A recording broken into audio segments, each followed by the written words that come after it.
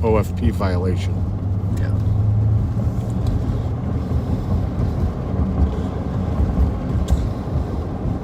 Alright, 181, we have containment on the south side. Central's got a car back there. Copy, have containment on the south side. 2121.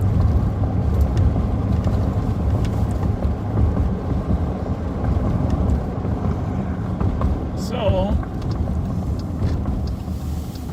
in the old days when you worked out here, you had to actually have a map. Oh yeah. A map book. 181, if there's a squad that can come to Dale Street, just south of Speedy here so we can get in a lot of the business to the south. That's be the best access to the south side of this garage. He's still trying to break through the door. 6-4. So, one of the great things about You get a canine coming too. St. Paul is Available K9. there's a couple streets This is the garage burglary. that are built on the concept of the railroad tracks. They parallel them. And in this particular case, one of them is Pierce Butler. You're good. 636, you can send to me. I'll be around from the kennels. So now we're just south of the tracks. And we can go from here to Dale Street, where the call is, without really hitting any red lights. You're out to jail for Regents when to go, man.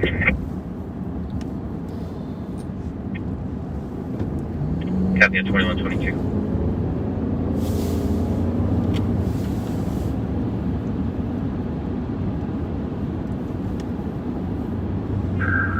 One 181 to Mercel. You can come up to Dale Street to this business with the 18-wheeler on it. So originally this That's was where the back of this building is. He's trying to break out of. order for protection, right? Correct. I don't know that he was there the Copy first that. time. Heading that way. I'm just confirming to have a squad on the west side of the garage. We do not. We need that cover. Sounds like he's possibly making way out over there. That's supposed to be a big garage. Slide up on that side. I think they got 6 to 8 guys there. So Sorry, what's that again? Was it again, I Grant? don't know if he has a weapon. I mean, there's a Grab the west side of this building. He's going to town on the. Sounds like the west southwest corner. garages are always Copy. full of tools. Yeah, which is a concern. That's the problem. A tool is quickly turned into a weapon.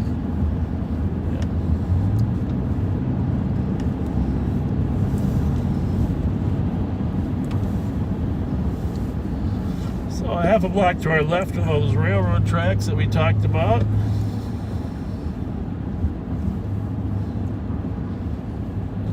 Thank you for moving This is over. a little bit faster than the railroad tracks. Although there is an exit at Dale from the railroad tracks too. The Dale Street tracks there.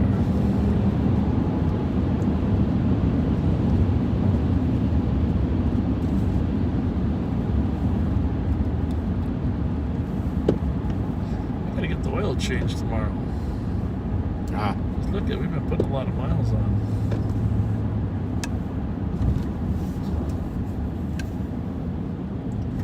Gotta keep the car. 181 forcing entry. 181, go again. Forcing entry. Forcing entry, 2125. So they're going in for him. so he won't have to break out. They'll go in and get him. It's probably smart. Control the, dictate the terms. Absolutely. Dictate the terms. Let's hope it's not that garage where we're always talking to those people that are playing games in there. You know what I'm talking about? Yeah, I think that's an Edmund. 187, we're taking him into custody. Oh, they got him. They got him at a. Copy, Way take to him into go. custody. You're good. Canceling 10-1 and 2125. So this is Dale Minnehaha, which you know, from the numbers game, this is 720. we're going to 585, which is just south of Thomas, which is 600.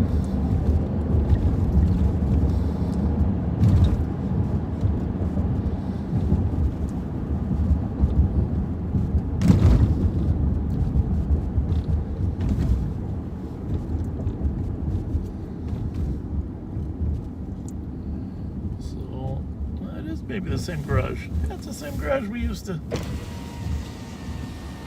30 on 30 traffic. 30 on 30, go ahead. You know, over there? Westbound ramp. Oh, and I don't think it's probably not one of From the good McKnight guys was that we were doing. 494. I hope Thomas not. Ave yellow. Oh. Westbound ramp to 36 in McKnight. It's one of the 26. Anyhow, they got him. It's all good. All good. Been advised a Coon Rapids officer should be en route or arriving shortly. And there he is. Kirby, thank you. You're welcome, 2127. Gonna take a ride. 21, we're code 4, the perimeter's up, making clear. 21 on copy, code 4, squad. Yeah, when you violate an order for protection that the court has issued, it's not an option whether you get arrested or not. You get arrested.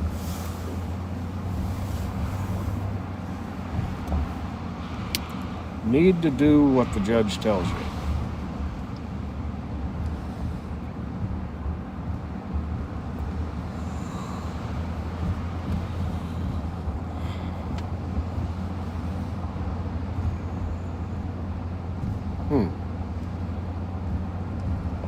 A different club?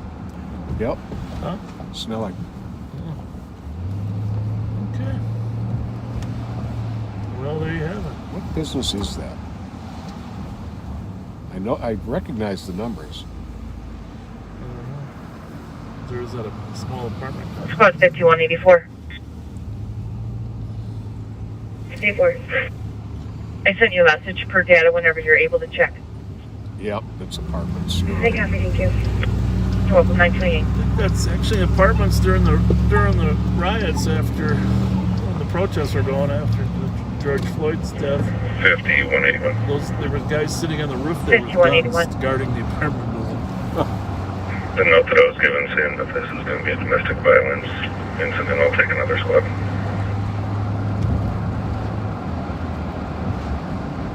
Squad 5188. Thank you, 2128.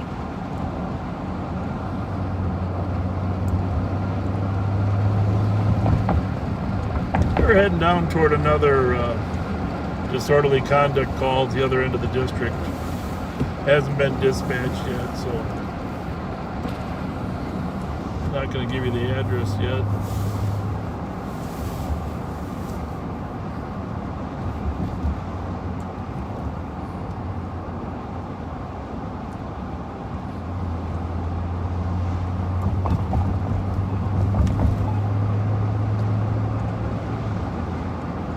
We're on University Avenue. For those of you that aren't familiar with our town, recently installed light rail runs down the center, and busy commercial district here. Runs from where our capital is over into Minneapolis, our state capital in St. Paul, over to Minneapolis.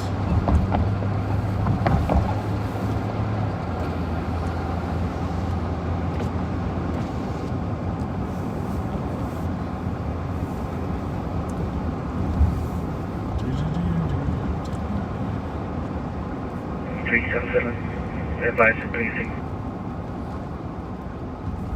Sure, I got that on. 377, copy, squad's clear. 2130. Doesn't seem to be working. Your train coming. Traffic. How's it look right? Clear. And thank you, Josh. Good eye, but that was actually a Honda, not a Camry.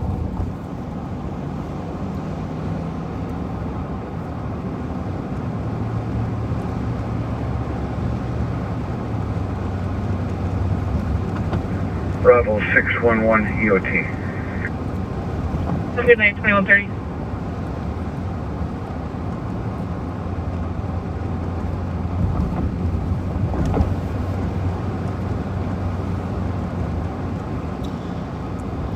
And you know, for those of you that want to know more about us or our town, you know, we hesitate to be redundant for the couple thousand people that have been following us from the beginning. We like to repeat things, but not too many times. But please go back and look at some of the earlier videos. I know only about half of them are on YouTube. The other half are on Facebook. There's 60 total segments, and you can learn more about us and our town from watching the earlier segments. It doesn't take much to get a Facebook account.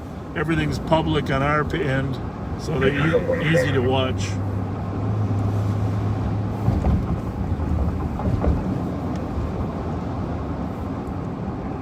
$71.25. $71.25. Wow.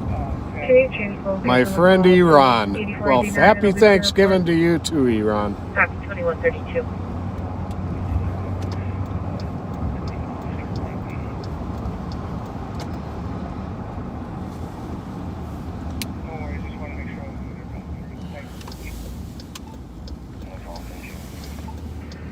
Hey, 197, Trevor. 8197, go ahead. Eastbound 694, 35W. Charlie Frank Zebra 115, left lane. Copy eastbound 694, 35W, left lane at 2132.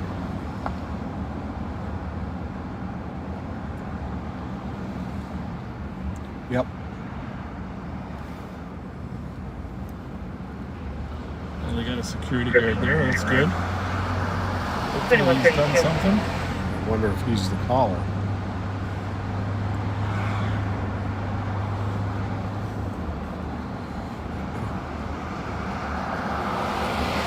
Well, we'll find out, huh? Go back and have a little conversation with the security guard.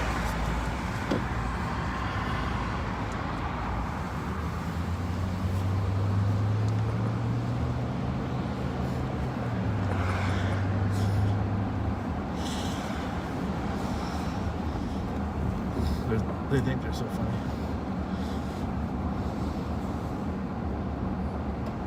Well, we're going to talk to security guard here. I don't think this call has been dispatched yet.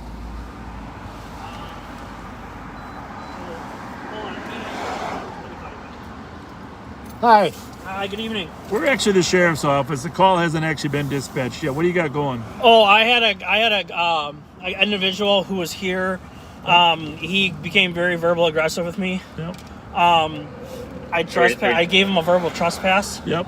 Because he was, I wasn't gonna take that. So, he's. I was just talking to my supervisor. He has a key fob for the building. I have a picture of the vehicle. It's not a very good picture. I have a good picture of the end of it. Is he still here? No, he's gone. Okay. So I don't think the dispatch knows he's gone yet. Did you tell him? Yeah, I haven't had a chance to call him. Unless you want to know. Well, we can tell him. We'll tell him. Okay, sounds good. He left in a car? Yeah, he left in like a black Nissan Altima. Okay. So your big issue is you want the key fob back? Well, yeah. Now I need to get the key fob back because he's been trespassed. So, is that your key fob that he has? Then how does he have a key fob? How does he have a key fob? Because he got in the building in the side door when I was over there. And did he not say he put 162. I don't know. But for right now, you don't need the cops here. No, I don't need the cops. He's already left. I'm gonna tell him that. Sure. That's okay. What was his name? I don't know his name. He didn't give me a name. I mean, he's a relative of this individual right here, so she has his information, which I would like to get as well. Yeah. Well, that's going to be between you and the landlord of the building. Okay, no, that's fine. 2400. You can mark 45. What was it? 545. Stelling advised. The party has left, and we talked to security. This is on the police. This is actually the sheriff. So. Copy 2135. I told him exactly what happened. I told him exactly what happened. I told him that he became verbal aggressive. As soon as he got up here, I gave him a warning, and then, I gave him a warning, and then he continued to be verbal aggressive, and then I trespassed him. Okay. That's it. Yep, which means he's not welcome back. But what kind of car is he driving in case we see him back here? She knows. What was it? It looked like a black Nissan Altima. She said it's a Honda. It had no front plates, but it had a back plate. Okay. Because if we see him, we're going to stop him and tell him to stay away from the building. He already know that. Well, I'm going to tell him that. Security guard already told him. Well, you know what? I haven't told him yet, and I'm going to tell him. Okay. Thanks. Copy 2136. Huh? Go ahead and tell him. Do you have his phone number? No. Oh. Is he on the phone right now? No. But I'm recording Oh, everything that okay. is being said. Well, So, that's so if That's what I'm doing. Yes, sir. We're just going to let him know. Squad 366. All right, This security guard had already told him he can't come back, so it's okay. 366. but they have the right to tell him as well. Actually, they're They're about. showing 948. All right, appreciate you guys. Later. All right. If he comes back, Happy I'll Thanksgiving to you both. Yeah, thank you. Thank you. Thank you. Of the caller's address.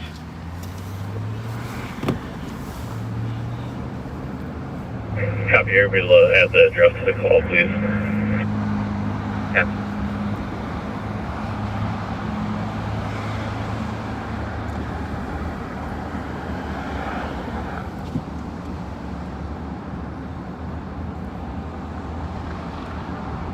Well, she was a friendly sort. Yeah. Our security guard's trying to do his job there, and she's trying to cover up for her friend. She said you can tell him now. So I thought she was talking on the phone with him. She says, no, I'm not talking on the phone with him. I'm recording you.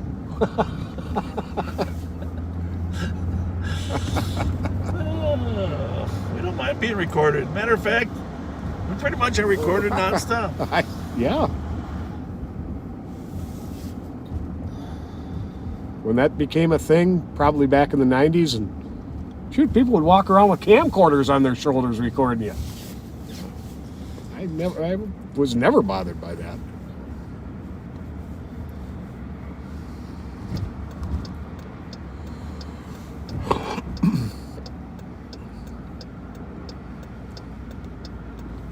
Well, considering how backed up all those other West Sector cars were, it's probably good we ran down here. Deal with this one, huh? Mm-hmm.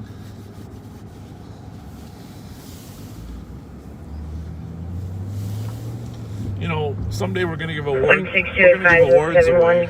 You know, Copy 2138. we got to give an award for our funniest Facebook friend, funniest commenter. I know who my nomination would be. You say who yours. It has to be Russell Brown. You know, Russell Brown, we appreciate you beyond words. Yeah. 166. Yeah, 'cause 166. we know if we did something stupid, you'd have some funny comments about us too. And we would graciously take Copy them. 2139.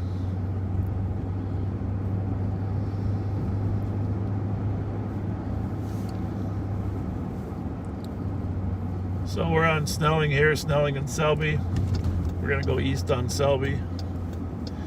You know, I know we said it last night, but I'm gonna say it again because it's still Thanksgiving for a while longer. Thank you to all of you who wrote some positive and supportive comments 5181, check it squad. the last couple days after some negative comments appeared in the news Still media. checking. We really appreciate it from the bottom of our hearts. Absolutely. And we're not perfect. If you're starting to wonder about that, just ask my wife online. We'll be out at room 110. What are Bob's faults? Copy 104. Well, somebody suggested I should disagree with you, so Oh, yeah. I think we just might be perfect. Well, I think you're just supposed to disagree with me on my thing. Oh.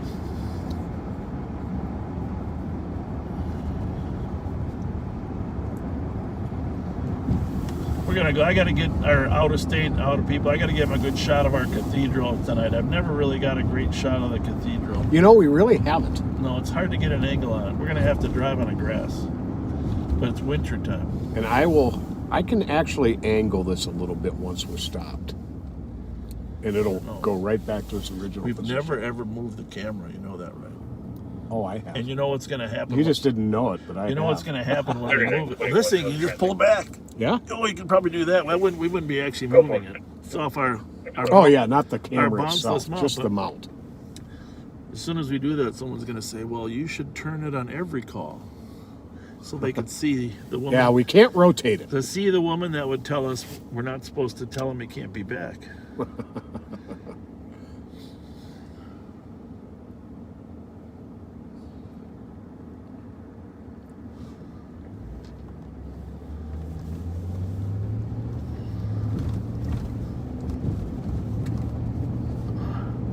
So here's the thing I want to say about you.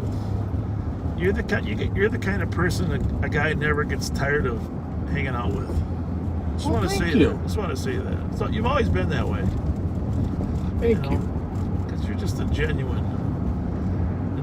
person that cares about doing a good job. Well, I think we have that in common. You know, I think we've both always had pretty good work ethics in this job. Yeah. And we enjoyed the job, and we enjoyed people. That's the thing. You know, when I took this job, my mother didn't want me to be a police officer in '77. I don't know if I told you that side of the story, but no. I'm very upset. Very upset. Wanted me to be a doctor, a lawyer, and I love my mom to death. And trust me, I try to keep my mother happy. All right. But she said okay, but well, actually, what I told her, I would go to Willie Mitchell part-time to be a lawyer, and that was my plan. But truthfully, I fell in love with the job just because of what you're saying, because you're working with people, helping people, talking to people. Exactly. And after a year, I went back to my mom and I said, you know, Mom, I really love what I'm doing. I feel like I'm making a difference. So she understood. Gave the blessing? Indirectly, yeah. And at some point, my mother did become proud of the fact I was in law enforcement, you know? Oh, but no doubt. It wasn't always, you know, seen as a profession, you know, historically. Mm-hmm. So, I think the way she put it, I sent you to Hamlin, and now you're going to be a police officer. But and of course, things were changing. You know, there were a lot. Most of the people we work with have college degrees, all of them of some sort. You know, right. But 28 years old, 5'6", but it is a job. You kind of fall in love with it, and if you're in love with your job, it's the best advice I can give to young people: find a job you love. You'll never feel like you're working. Right. Yeah, our era of cops is kind of the last one where, I myself, I have a very small amount of college. I'm a high school graduate doing the job I always dreamed of doing, and still love. I mean, it sounds cliche-ish, but I think we're both the types who, at one point, we would have paid to do this job. We would have paid them to let us do this job. Yeah, well, that's true. And just to add a little humor, when we first got hired, we pretty much didn't get paid much.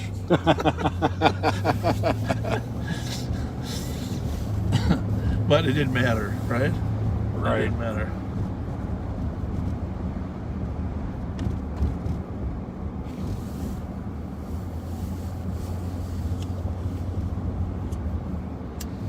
So we just got a cops alert out of Shoreview, which is one of our contract cities that we patrol.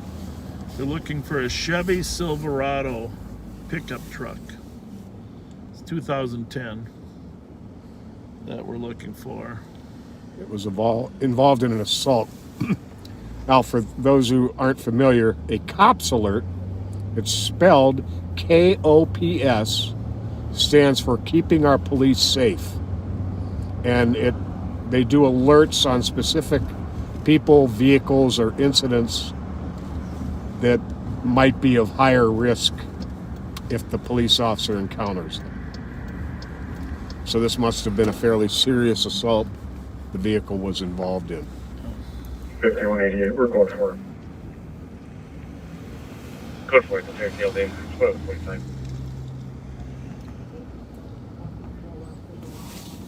I don't want to get two locked in here.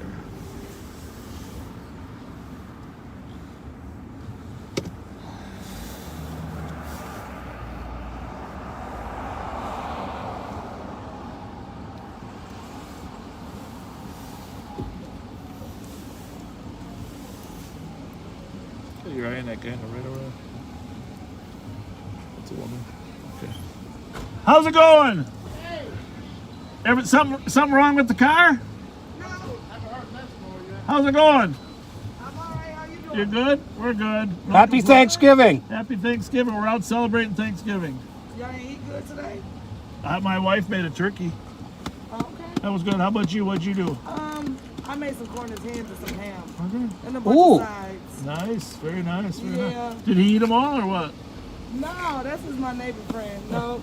You know, I saved a recipe I saw that was Cornish hens baked inside a big dish of cornbread dressing.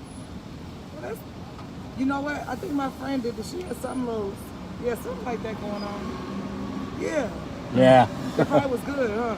Oh, yeah. Well, y'all have a good You night. too. Thank you. Thanks a lot.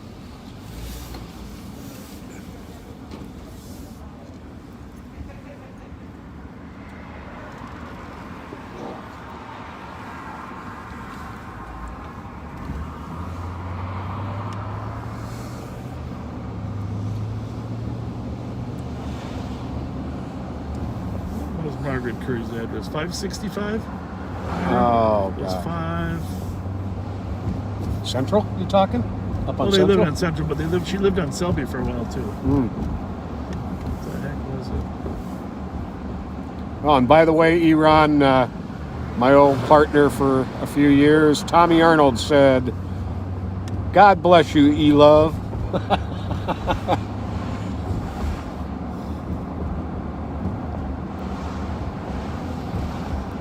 So we are on Selby Avenue here, and you'll notice a lot of newer style townhomes on the left here that have been built.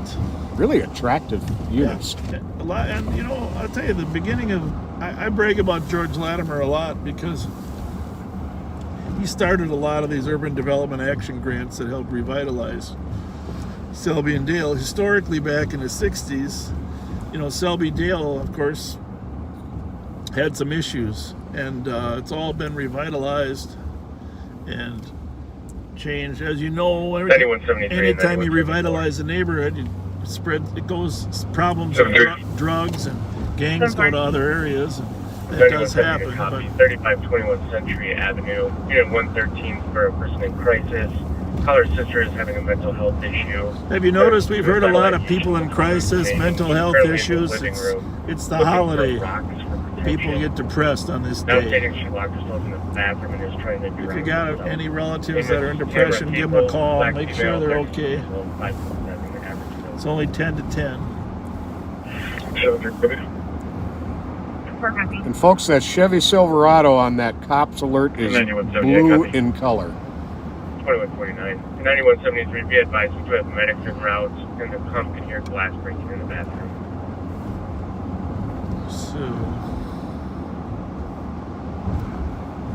There's the big red one ahead of us. I don't know if you can see it. If you're watching on TV, you probably can. And you can see the cathedral there.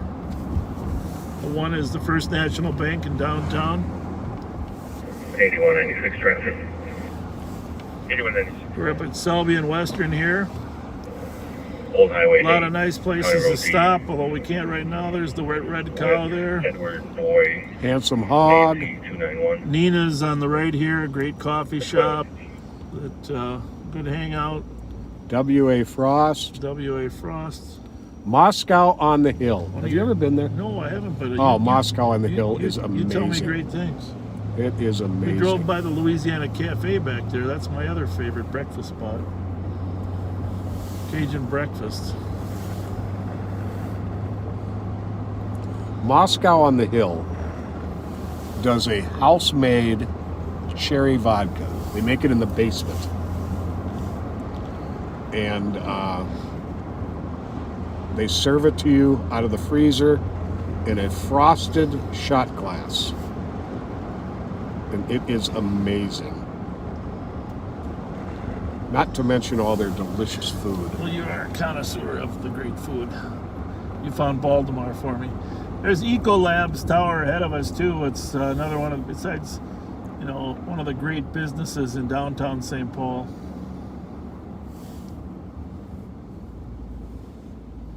We're gonna see if we can get you a picture. 7173, I'll be on scene. Good And I'll have Leslie's already. St. Paul's Cathedral, as I mentioned. Copy, on scene with Leslie. St. Paul's Cathedral is going to have a light show projected on it. It's going to be like the traffic is going to be unbelievable down here. I don't know who's going to be in charge of it, but I'm sure they got St. Paul police in charge of the traffic. But because you have to drive, I'm gonna come up here and walk up though, so I can stand and enjoy it. I mean, this is an unbelievable building. 9170, I'm not sure if I missed it. Do we know if there's any weapons inside the house? That's on that Silverado. Okay. No mention of weapons. Okay. Let me just get a picture of the. Yeah. Okay. Oh, this should work. Yeah. If we can't, we'll. 9173, was there a mention of rocks? We're gonna try and get the whole cathedral in here. Yeah, it can rock it a little bit. She had stated that she was looking for rocks, but she was inside the house. There was glass breaking though.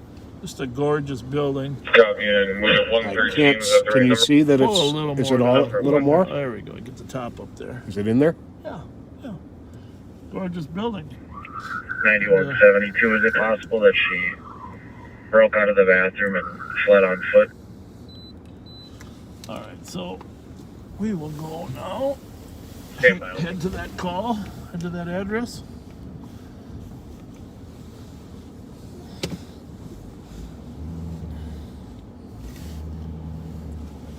Happy Thanksgiving.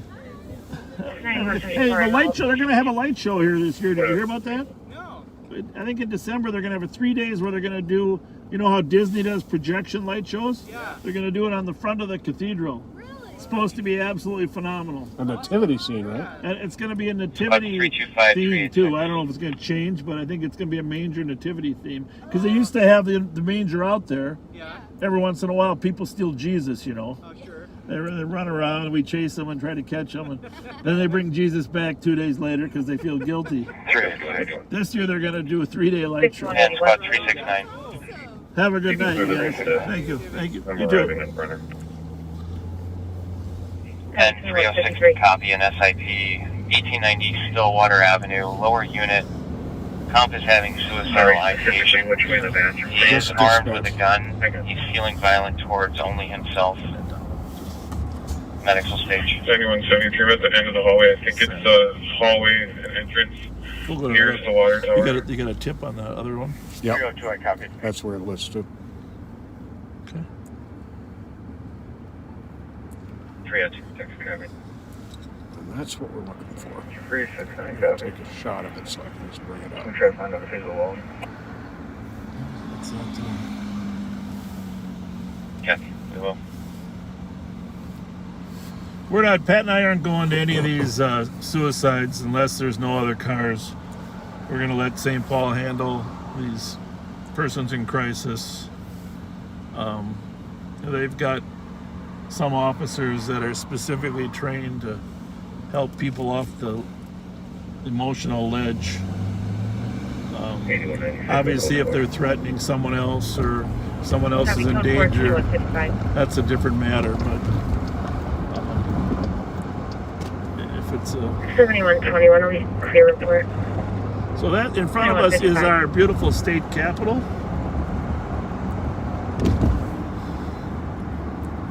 St. Paul, the capital of Minnesota. If you ever played those games when you were little about which states, cities are the capital, you don't ever get this one wrong. Not the biggest town. Minneapolis is definitely the biggest.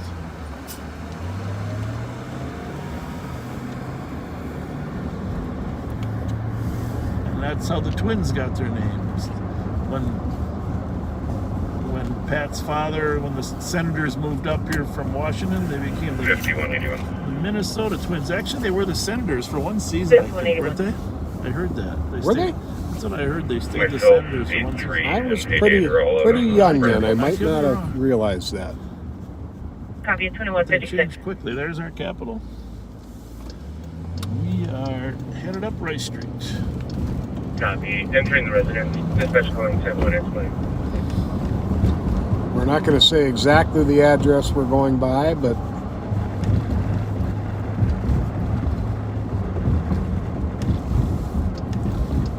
doing a little bit of investigating, follow up. 7-3, we're code 4. We'll take another officer in here. Copy. Code 4, need another officer inside. 210. That's the White Bear Lake person in crisis. You can clear the 10-1. They said they're code 4, and then we have a Stillwater Avenue. St. Paul person in crisis. And stating that he will put the weapon away in a box. That's a good sign. Yeah, that's good. 386 County. 69 County. 2157. This right here is the scene of one of the more recent homicides that Eddie Grayson was involved with, and of course 7th and Bird. is under arrest now. Happy Thanksgiving. Right here at Sherburne and Charles and Rice Street. For a lift assist, 179 Little Canada Road East, Unit 338, Little Canada. Looks like for a 74-year-old female, conscious breathing, Nobody. just had a fall, no injuries. Medics are now not en route at this time. Okay. Thank you, 2157.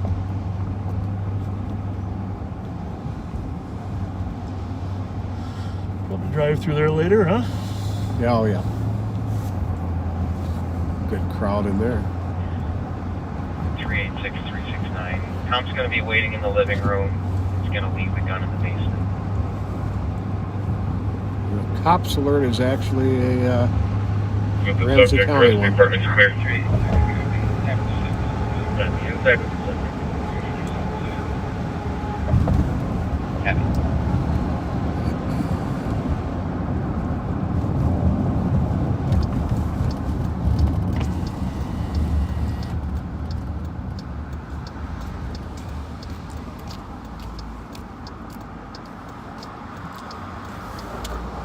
Good.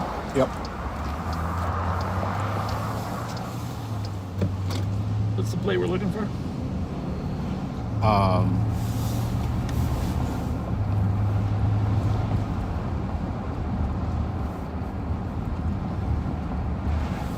Delta Zulu Charlie 541. Okay. Blue Silverado.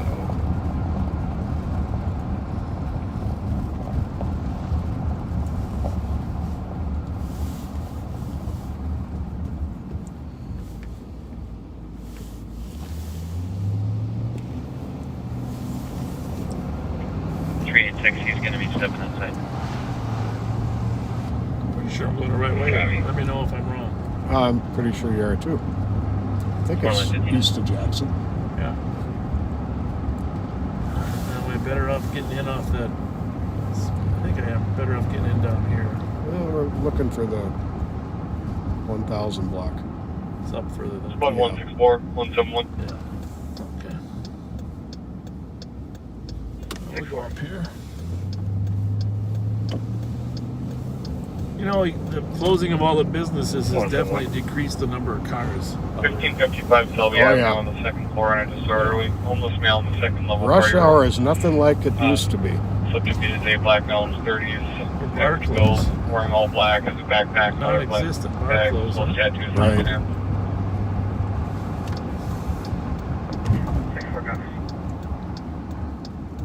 Was always have it. It's 2200. Oh. What do you think about that one? It wasn't too bad. Okay.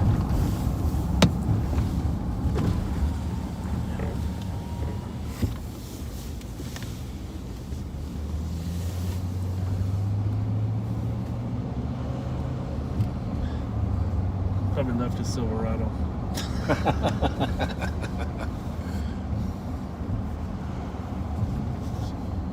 apartment complex up here. Mm-hmm. 442 It's traffic. even number. Yep. 442, go ahead. Gonna be pulling into Perkins. David Zebra Nora 082. 2201.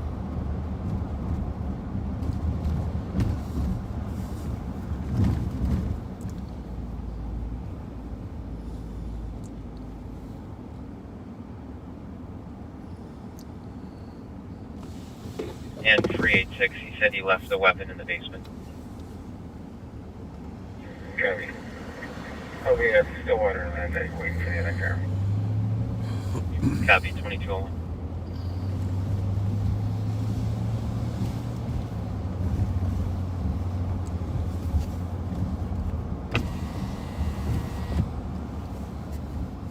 Check the front first and come back. Sure.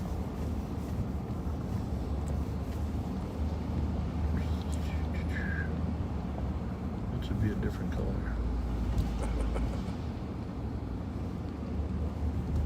625 report. Copy 2202.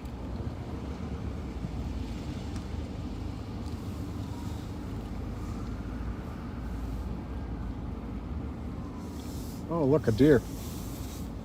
Oh yeah, put the OLED on them.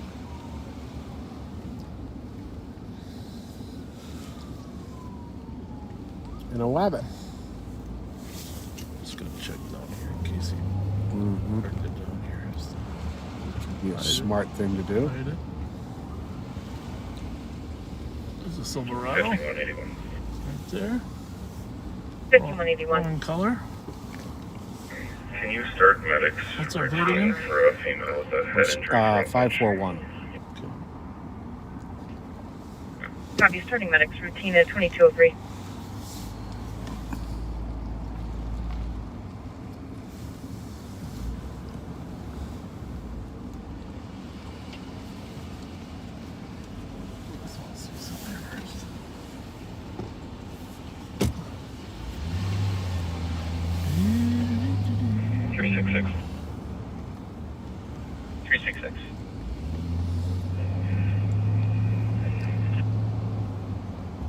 Going to be on the Stillwater call.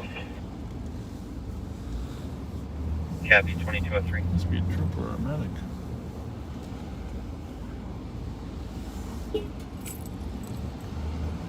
But 4334 to copy. 733 Larpenteur Avenue, Unit D Delta for an improper burglary. Caller just came home and noticed that her kitchen door was broken and the door's open. Unknown if anybody's inside. 87, most one copy. Nothing? Nope.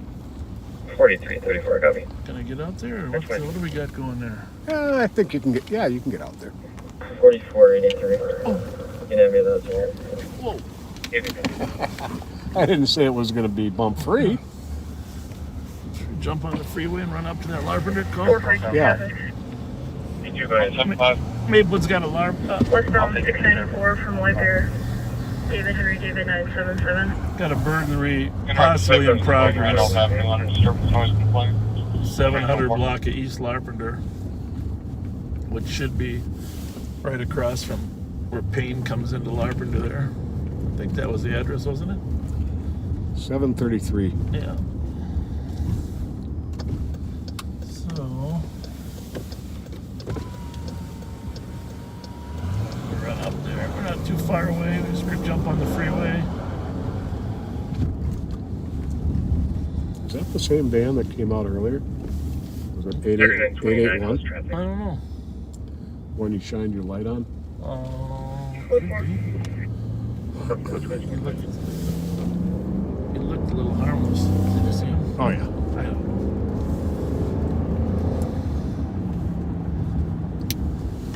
All right. Well, here we go.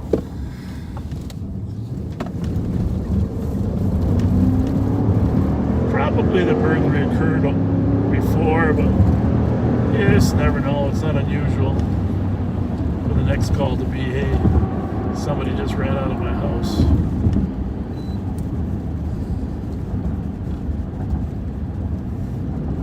There have been times burglaries had occurred and everyone was sure that it was all over and done with, and the burglar was gone. And you check the house and end up finding the burglar under a bed, in a closet.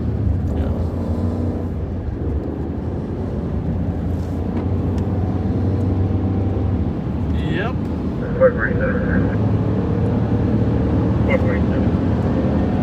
The hardest find I ever had was we had sent a canine through house over on Winslow, Striker. We knew he was in there. We saw him run in there. We were chasing him. In progress, but it's unnoticed in time. So it's going to be. So we could not find him. The dog couldn't find him. I might have told you this before, but we had to in our minds we had to draw out what part of the house are we missing. Eco 684-35W. It turns out those older houses had shelves. Black Durango, no plates at 2207. Had shelves built into a lot of the walls. Okay. This is 300 here. Yep, we're ready to make you one. And so we had to take, not shelves, drawers. Drawers built into the walls. So we had to take all the drawers out to access the wall. And there he was. West Side burglar, first name Gary. I'll leave the last name off. You probably heard of him.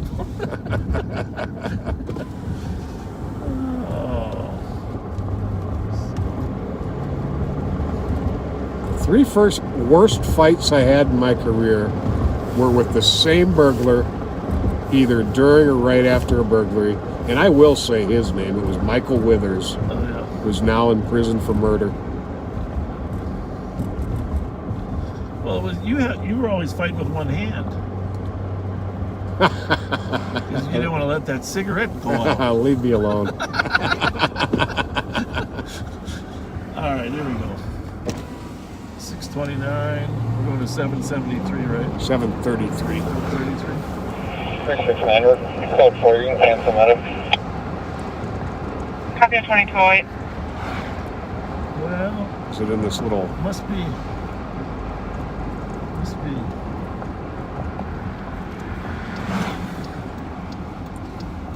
Squads 5182 and 5184. 5182. Give her a little comfort by being here, at least, huh? Yeah. 435 Centennial Drive West, area check on a suspicious for dark colored to the Toyota right. SUV that drove by Color's house. Color's address. 870. Apparently it's similar looking to a vehicle that Color chased away last night. Copy. It looks like our coffee's waiting inside the neighbor's address. Right here. Yeah. 82 copy, all advice. Hi. Copy 840, can be clear. Sorry you have to go through this. 840, copy. 2209. We're back with you, folks. We'll check the house out here for you. Maplewood is on the way. We're with the sheriff's office.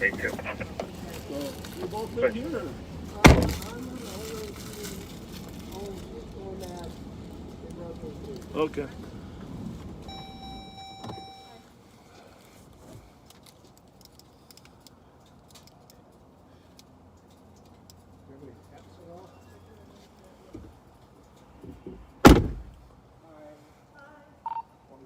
Per 100 will be out at the 733 Larpenter call. 2400, copy. 2200.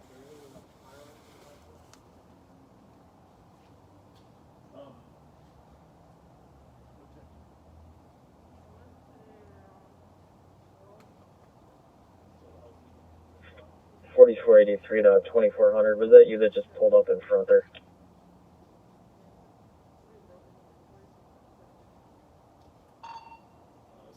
Say that again. We're with the homeowner.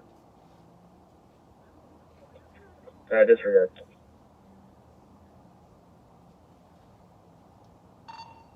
Yeah, she's out of the house. We can wait. We'll just secure the outside to your gear. Yeah, it was 97. 96, copy.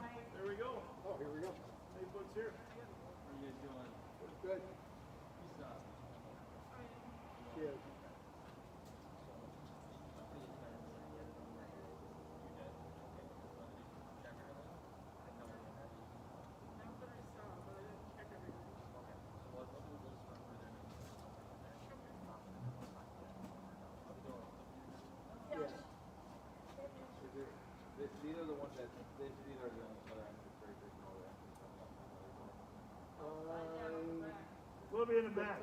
You guys will be in the back? Thank you. This person here had a sliding door on the inside too.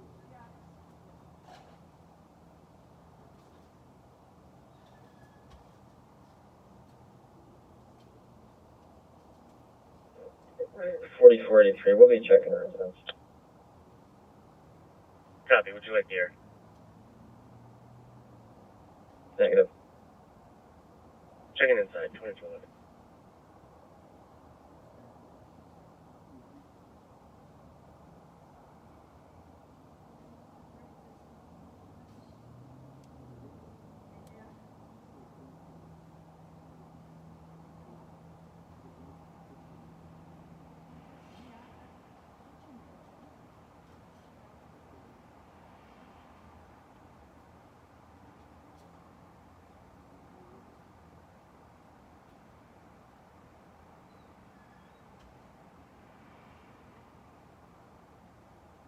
Squad 8197, status check. 97, code 4. Code for 2212.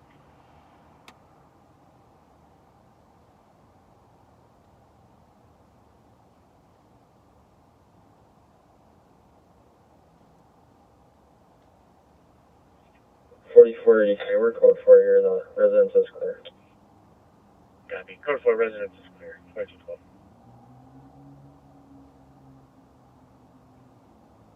$2361, copy. You took the drunk person call 177 Mayfair Road.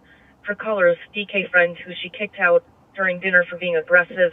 Friend is currently crying at the corner of Mayfair and Star Circle. White female about 61 years old wearing a black jacket. Looks like you can clear. Com called back. They've called the female an Uber ride home.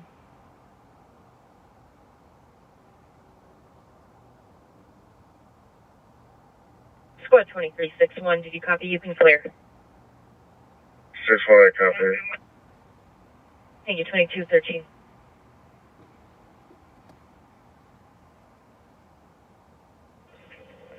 Murder in 12th Avenue. Chevy Impala, no plates. 2013.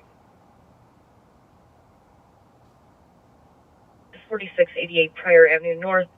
So for one caller reporting hearing 5 gunshots heard in the last 10 minutes. Believe it's coming from the trailer park southwest of the address. Doesn't believe it's fireworks. Believes it's coming from a 9mm handgun. And Squad 2160, do you copy? 6-0 copy. Thank you, 2214.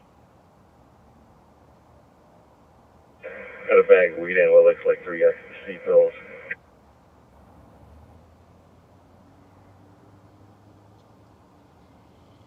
I'm sorry, last new break. Squad, can you go again?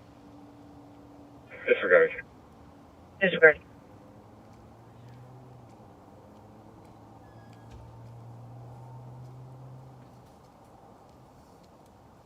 All the other units look okay. They do? Okay. Are you Pat? Yes. Nice to meet you. My name's Connor. Connor? Yeah, Maplewood, obviously. Yeah. I got a bunch of friends who always watch your live patrol. So. Oh, cool.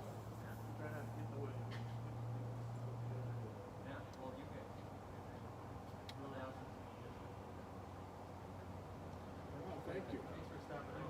Nice to meet you guys. Thank you. You too. Thank you very much.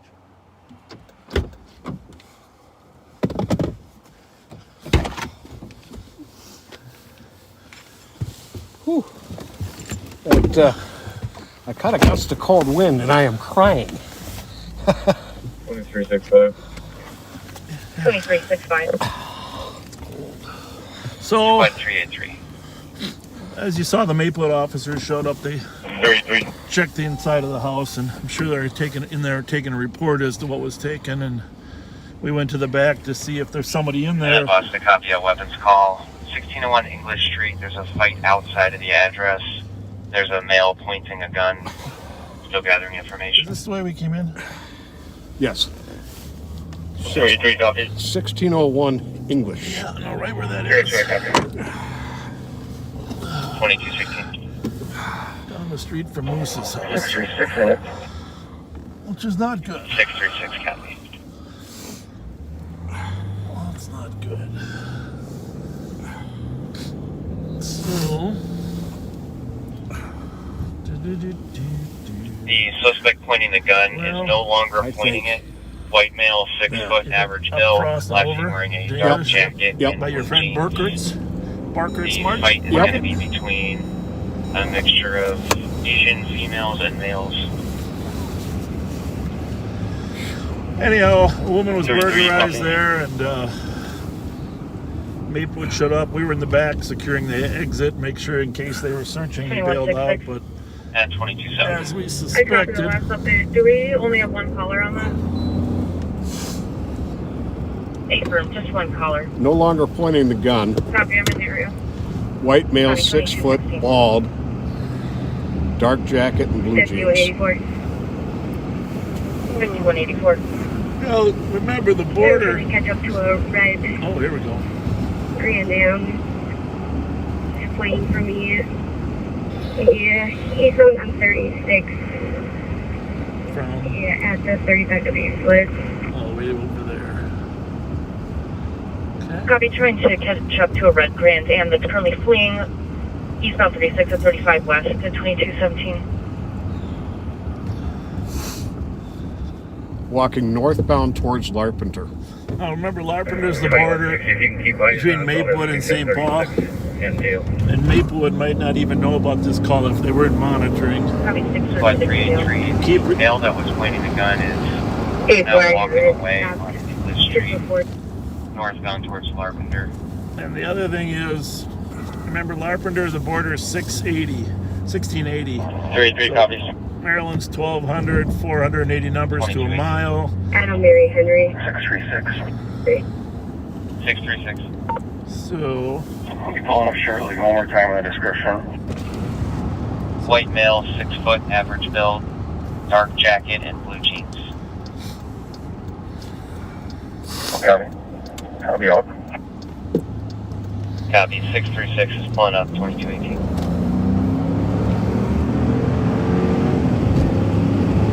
So we're about a half a mile from call. We're going to use a little bit of red light to get through this four-way stop. We got a car there that's alone. He is a canine, but he's still alone with a man with a gun. Never a good scenario. Nope. We want to make So sure. he could be anywhere along here also. There's another St. Paul squad that pulled up.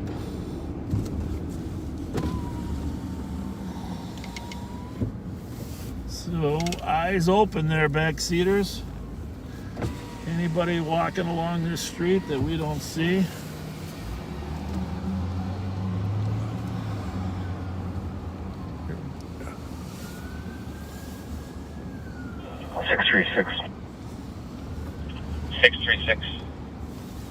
There's a small group in the front here, but not seeing anyone with a description on here.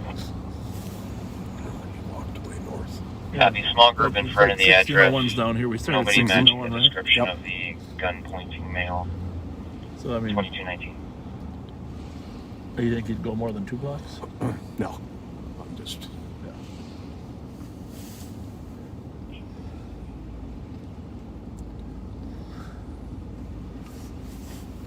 So we kind of camp here, I think, for a little bit. We're at 1620. He probably went into an apartment building or a house. I'm guessing he wasn't really walking on foot, do you think? But guess we won't know for a while. You want to check this way? Sure. 366. 366. Briefly spoke with the group out front, Asian males, Asian females. They claim the group left. They didn't give a direction, and they claim there was no gun. 447. Can I get case number over the air? Yeah, that's where he'd be right there. He's on this path. Case number is 30815. And just for information, there was a second caller on this that also said someone had a gun. Straight ahead. Can you poke it up there?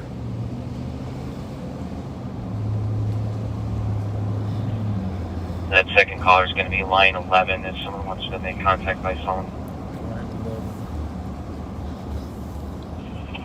383, where? Come in there and we'll talk to that call. 383, copy. Looks empty up there, huh? Yep. we go back south. What do you think?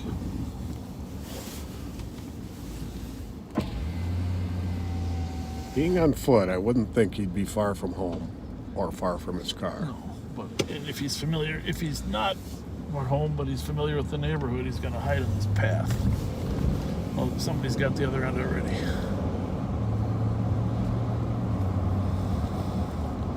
This used to be a railroad tracks in the old days, and they turned it into a bike and running path.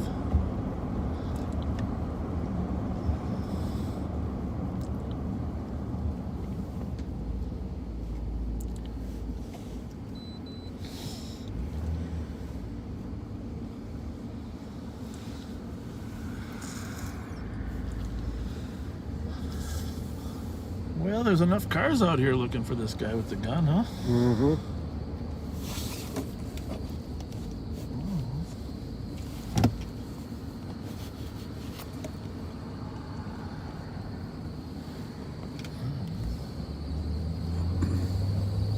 So even though the people involved in the disagreement said there was no gun, an uninvolved third party who called in said there was indeed a gun and saw the gun. Yep. But obviously we're not getting a ton of information from the people that were there. We'd have other things like what was going on, what was the relationship, what was the argument over, why would the gun get pulled. Right.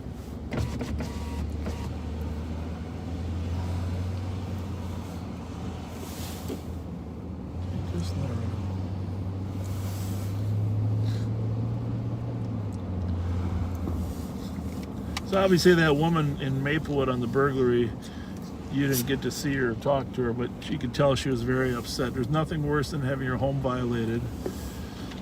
We don't know if she lives there alone, and it's really not our business, but the point is, you know, your home is your sanctuary. Years ago, I had a burglary when I was living alone. I had a burglary in my apartment while I was asleep at home. 314-316. It is an empty feeling you have when you've been violated like that. 316. This car's been driving around. CJX.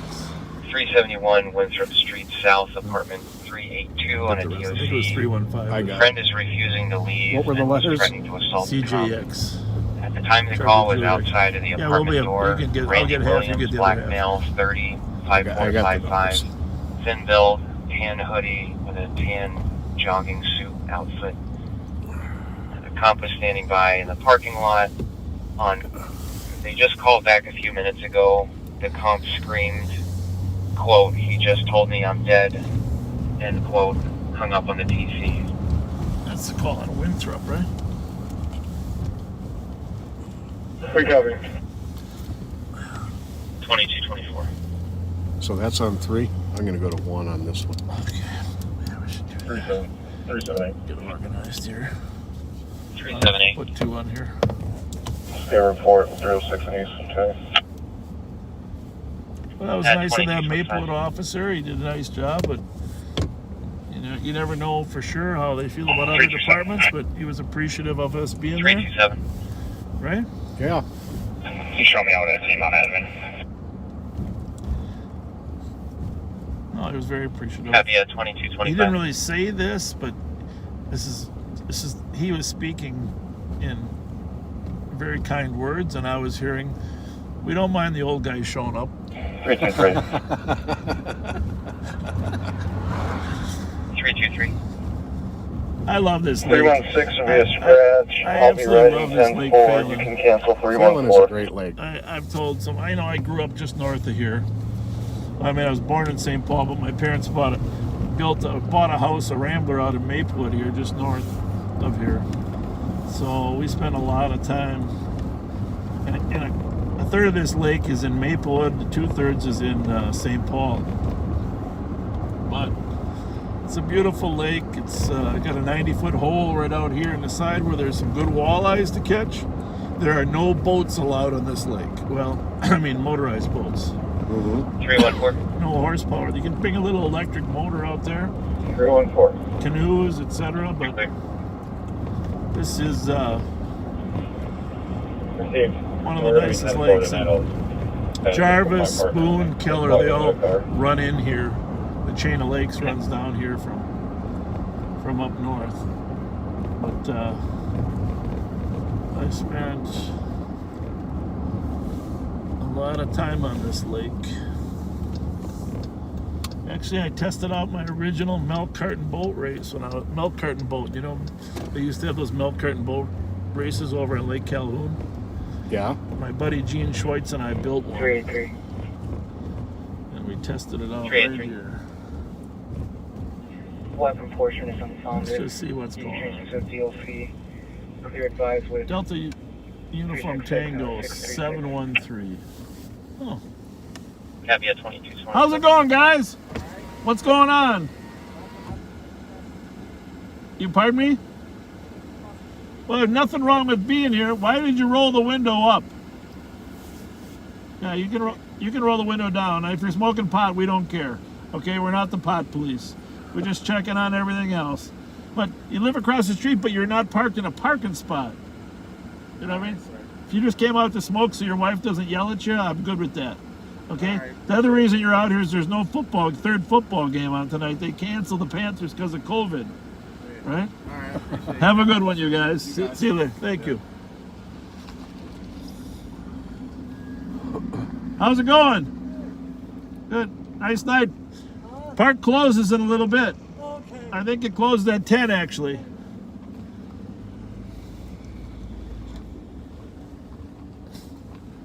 Rolling the window up.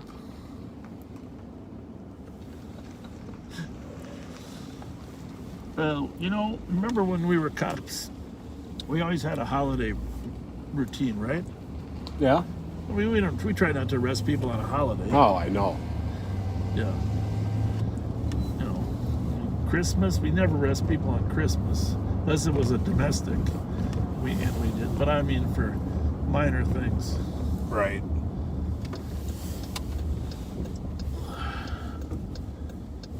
Another carload of racers.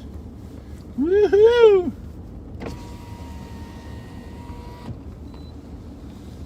A race car with What's going on, gentlemen? There's no race tonight. There's no race tonight. Are you lining up for early morning? Early morning? Is this the check-in? 383, I copy your route to the alarm. 782. Where are we going when you leave here? At 7th and Hope Laundry. Alarm. Motion activation. All right, well, the park's closed, so as soon as you can, take your time. And there is a finish white that male cigarette on up. scene, seen on Happy video, Thanksgiving. talking to himself. No further. You bet.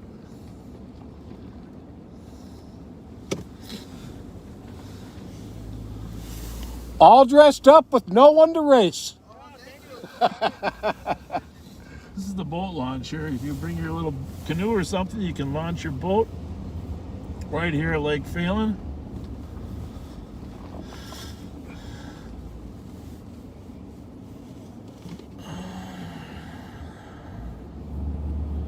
All right, we're going to run over to... 315. We have a pending call. It's probably getting assigned right now. Actually, it's going out this Copy, way. 884 Bradley Street, Unit A, Adam, for an assault. First was an open line, cop was screaming to remove a male from the property. This was within 19 meters of this address. I'll try to confirm that. They also stated that male put hands on the female there. A lot of yelling in the background. Looks like there's two callers on this open line. Anyhow, we are on the running path here. for 26 is going in no parking spot. 2230. At 26 and 8th Street, just north of the intersection. Oh, it's the helicopter following them. They got a Minneapolis got 26 and 8th Street. a little chase going with the helicopter. Got one squad behind them.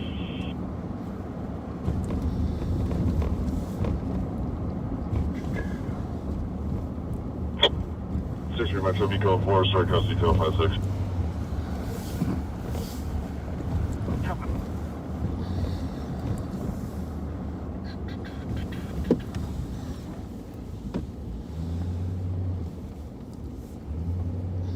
So a lot of pending calls are backing up in St. Paul.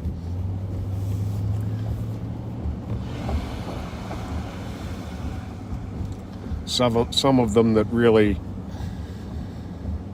would suggest having a uniform presence arrive. This is the Phelan Pavilion, picnic pavilion. And then down here is the Beach House Pavilion.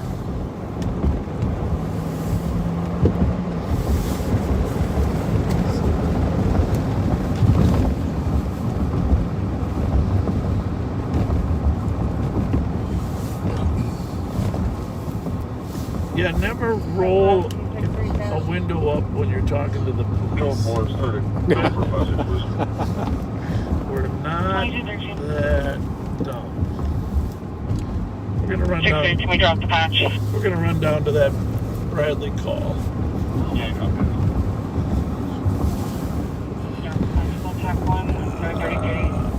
Squad 378. Use your cord. Oh yeah. I'm at Main Street, I brought extra ones tonight. 1175 Ross Avenue for a DOC. Looks like we might be. Oh, you know what? From the address, not answering the We're not coming up on 4 hours. 4 hours, are we? At 11 we will be. At 11. Okay, I thought we were frozen up for a minute. Might have been because I unplugged my phone.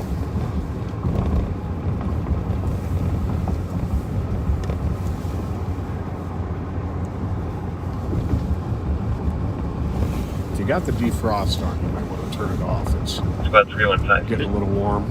No, I don't have it on. Okay, good. The address Is it 84 warm up Unit there? A Adam was confirmed. Little bit. Well, your feet. Copy, I see the update here. Your Seems like temperature on your side is we're not wanted, so we'll be tonight. because of your feet. Copy, clear at 2233. You know, I'm not gonna mention any details, but you know, one of the things that's amazing to me is when we're out here,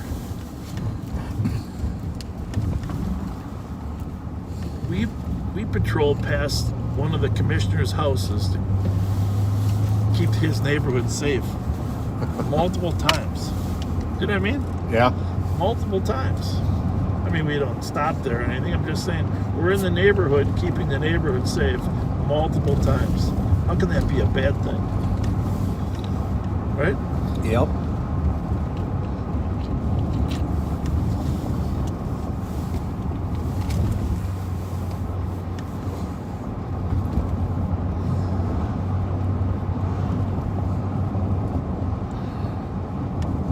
Were we live the other night when we stopped by and these guys were giving us some grief?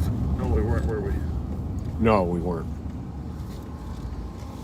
We were working the other night. We came in some very unfriendly gentlemen. No, they weren't very pleasant. No. And, you know, it takes a lot to get Pat or I to think less of a person. But those guys were just very poorly behaved. They had me thinking less of them. Yes, they were very poorly behaved. Yeah, we came out one night. I forget where. The night we talked to the woman, the grandma, who had the bullet shot through her door. We stopped at another location. Actually, a location where we know somebody that has been there that might even be a suspect, but.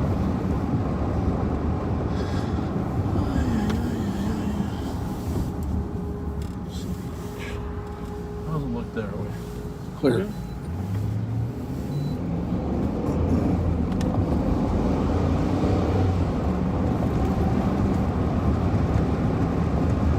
You got an update on that call yet or not yet? Not yet.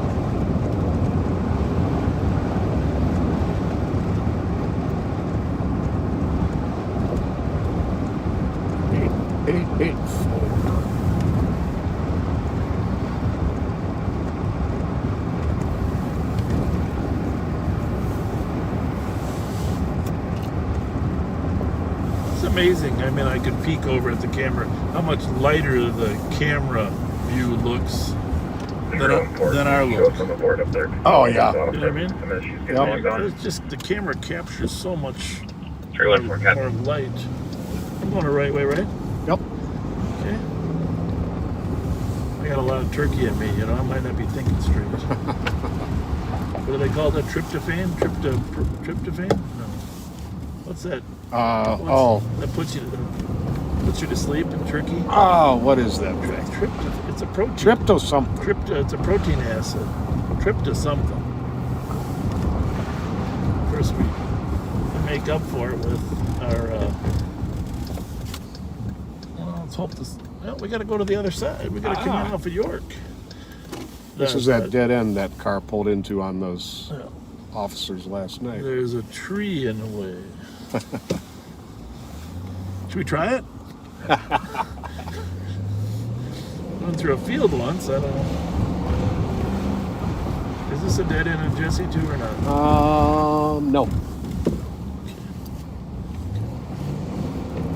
Now I forgot the numbers. 884. What do we got for numbers here? I don't know where we're at. We're close to 927. Okay. 510. Should be to the left. Yeah. The welfare check, 1743 Iowa Avenue with an unknown apartment name. Can I send you this call? Tryptophan. Tryptophan. Is that what it is? Yep. Thank you. Yeah, go ahead. Yeah, well, this is Thank weird, you. though. 2238. Must only be able to enter from the other end here. Weird. 516. If you cancel 510, I'll take care of that. Clear. What's the address on Copy, that? 510, you're Oh, clear. we're still at 900. 510 copy. Set up. 2238. What's the status of the call? Do we know? I haven't heard an update. Any updates there on the Bradley call?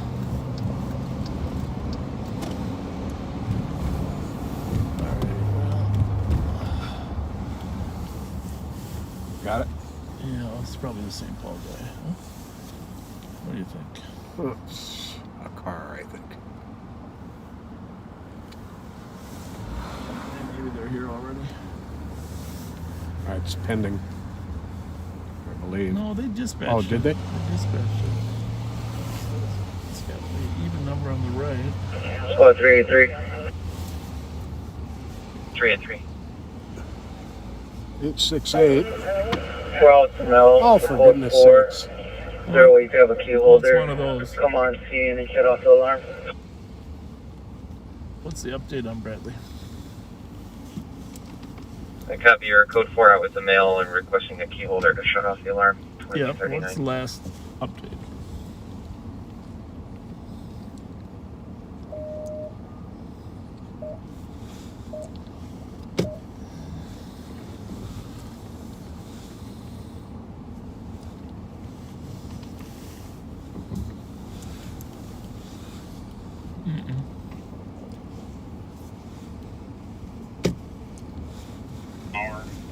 Bridge got occupied at least 2 times. 884.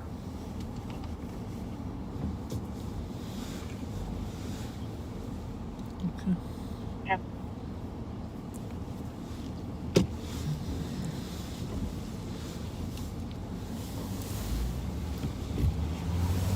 Any data will be patched with Should be right LTAC 1 here. following the stolen vehicle. We have not attempted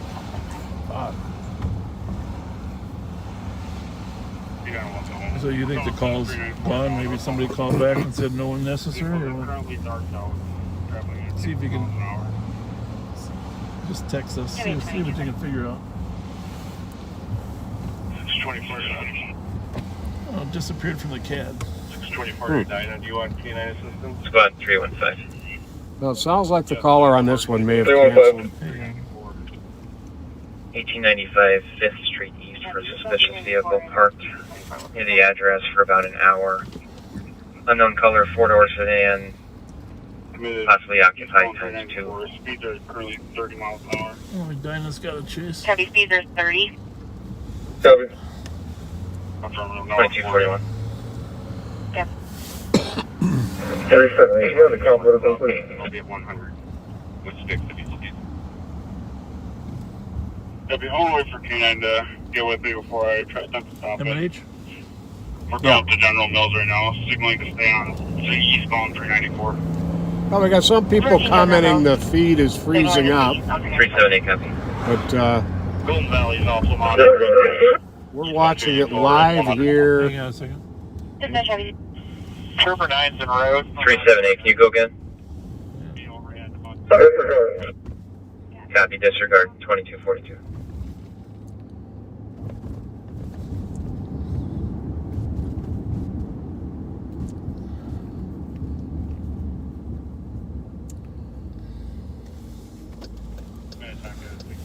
I'm with them.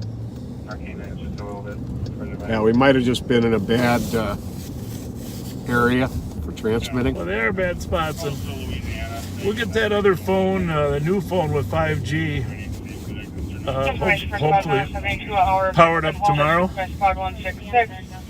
First felony domestic assault. Suspect is a Melissa Anderson, 1986-0214. Information at 2242. We will get it powered up tomorrow. New one?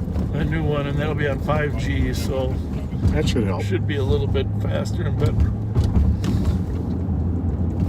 We're going to take our 3 to 5 minute break right here at the gas station and reboot as soon as everything clears. If you don't come back, we understand. Happy Thanksgiving. If you do, we're honored to have you join us. We're good for a couple more hours. We're probably not gonna stay up as late as most we do on Friday, but we are mostly off tomorrow. So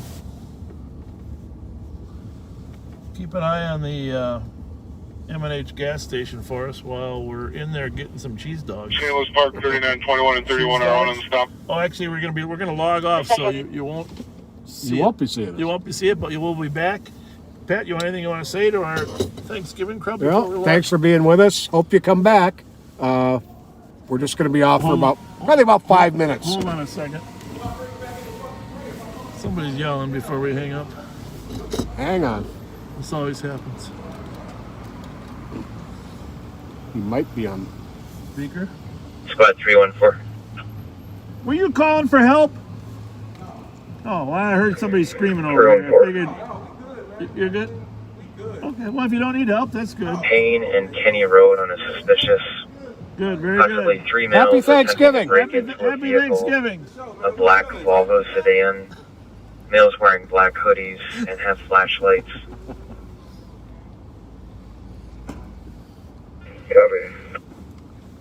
We're just trying to get a hot dog.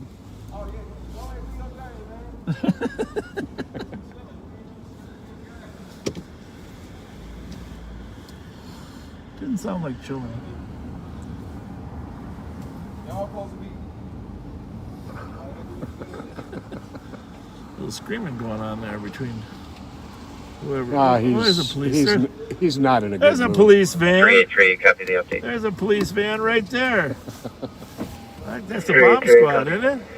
I don't recognize that vehicle. All right, folks. Now we're going to log off. See you in about 5 minutes. All right.